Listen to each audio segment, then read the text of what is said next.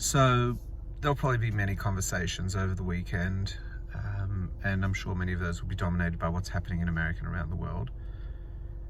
And as Jewish people, we're sometimes asked by other Jewish people and by people of other faiths or no faith for our opinion as human beings, but they also are listening, like, you're Jewish, what do you say about what's happening?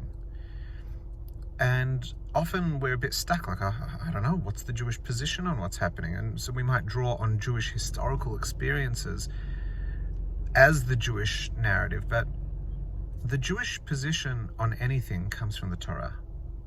And I'd like to maybe just spend a few minutes sharing some ideas that exist in our teachings that are part of what the philosophy of Judaism is, part of the practice of Judaism is, and therefore what the outlook of Judaism is, particularly in what's going on in the world right now.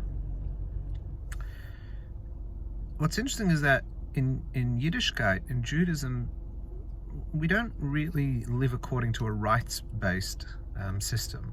While the Torah does talk about the rights of individuals, the Jewish religion is not about the right of the human being. In fact, I would say that our tradition is all about the obligation of the human being. We were placed into this world with an obligation. We were employed to do something.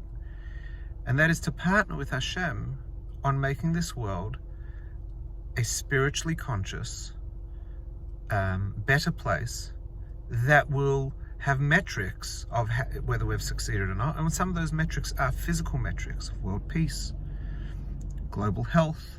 But that is not the goal. Those are just symptoms of a better world. And we have the obligation every single day to work on that. And the whole Torah is just a set of guidelines of how to do it and philosophies of how to approach it. So it's really about a values based lifestyle. These are the values that Hashem wants to see in the world. And we have to bring those values into the fore and into the consciousness of society. Now, what happens is sometimes these values seem to conflict with each other, which is what we've really come up against in the last 3-4 months of life. It's a fascinating thing. Preservation of life is a beautiful value, but financial sustainability is also an important value. How can a parent not provide for their children? On the other hand, how could one work to make money and to provide for their children if it's going to come at a cost of death for another? So these are values, and they seem to conflict in a particular moment, and therefore we have to have an adjudication, a process that says, you know what? This value at this point is more dominant than that one. It's not to say one is right and one is wrong. It's when you have to make a choice, which one do we do? And so our heritage and our tradition, the Torah, has mechanisms, thought processes, recorded dialogues that allow us to follow paths of theory to the point of application. What this does is it helps us live with a decision and not be governed by guilt or emotion, or to be convinced by bias or human logic that is just founded somewhere deep within the gut of an individual. So that is actually a very, very interesting thing. So with what's going on in the world today, as Jewish people, we should be turning to the Torah and say, well, what is the right thing right now? Not based on what do I think is the right thing right now, but if I weigh up all the different variables, what will the logical processes that are born out of the spiritual constitution, the spiritual teachings of our tradition? Now, I want to go a step further, because nothing happens in the world by chance, and everything that happens is a lesson. And I can't help but notice that we have had 6 very fascinating months.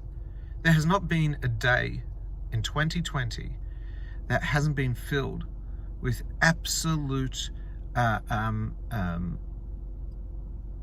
upheaval to whatever the norm was. We had bushfires, and then we have coronavirus, and now we have global demonstrations. And all of these things were weird and almost scary juxtapositions of good and bad. And each one of these has brought out a change in society in a very, very global way and in a very, very incredible way. So right now, what we have is global protests about the equality of all people. It's almost like the world is crying out for someone to say, yes, we were all created, b'tsalmenu kidmuseinu, we were all created in the image of Hashem. Each one of us is equal in front of Hashem, and each one of us is not only equal in front of Hashem, each one of us has the spiritual constitutional makeup of the 10 Sefirot, as Hashem designed us when Hashem designed the original human, Adam. But on the same hand, there's looting, and there's violence, and there's killing, and there's hatred. But on the other hand, there is a crying out for respect and change. So we've got good and bad happening in the one situation. Coronavirus. On the one hand, it has killed so many people. It has caused trillions of dollars of lost income and revenue. It is impacting people to the point of depression and suicide, to the point of poverty, and it is a very, very, very destructive virus. And yet, on the other hand, many people are reporting an improvement on life at home, on relationships, on personal values. So we've got like something incredible that was born and something tragic that happened at the same time. And it was on a global scale. And then we've got the bushfires. Bushfires in New South Wales and Victoria, which happen every year, just as the flu happens every year, just as police kill people every year. But for whatever reason, this bushfire caught the attention of the world. It wasn't the biggest bushfire. It wasn't the first bushfire. But for some reason it caught the attention of the world, and there was this incredible outpouring of chesed, of charity and kindness. It wasn't, what do you need? It's just give, and you work out what to do with the money. All these 3 things since January, there's been global upheaval. And there is, in all this upheaval, there is good and bad. But we have to recognize the upheaval for what it is. There is something changing. There is something emerging. And whenever there is an emergence and whenever there is change, there is pain and there is suffering. But in the pain and suffering, we can either put it down to a painful period, or we can say that within the pain and suffering, we're going to find those eucalyptus seeds that will grow from the bushfire. We will find the newfound home values that are born as a result of loss and tragedy.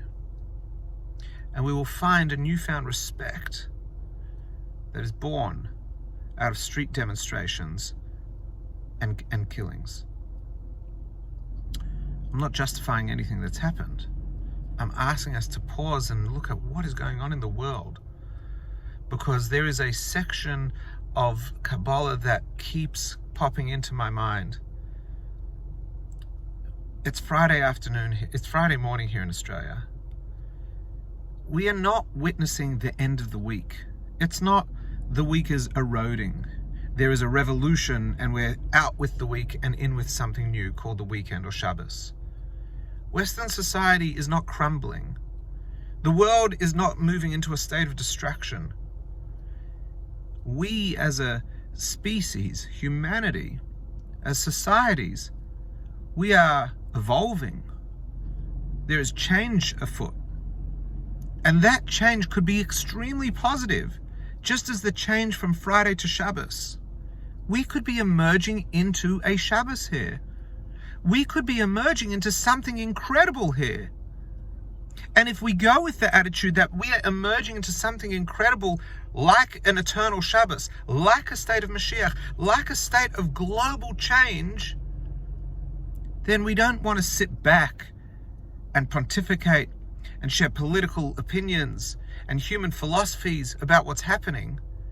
We want to be inspired by the change that is afoot, the change that we can't control, the shifts that are taking place that are beyond us, and we want to get on board with the higher energy and actualize the growth messages and the changes that we can in our homes, in our families, and within our micro communities. The chesed of bushfires, the family values of coronavirus, and the human value and the godly value that we're currently witnessing and able to learn from. And if we are internalizing these, imagine what the world is going to look like in 2021 and 22, 23. A world which can just give, a world which believes in value systems, a world that genuinely can respect the godly element inside every human being and cries out for it. Sounds like a Shabbos is on its way to me. The day of rest, the day of higher awareness, the day of spiritual unity. We're sitting on the cusp of a Shabbos that is not just the end of a Friday. It is a transition of the world. And we have to make sure that we are doing our most and our best to ensure its reality. We cook on Friday so that we can eat on Shabbos.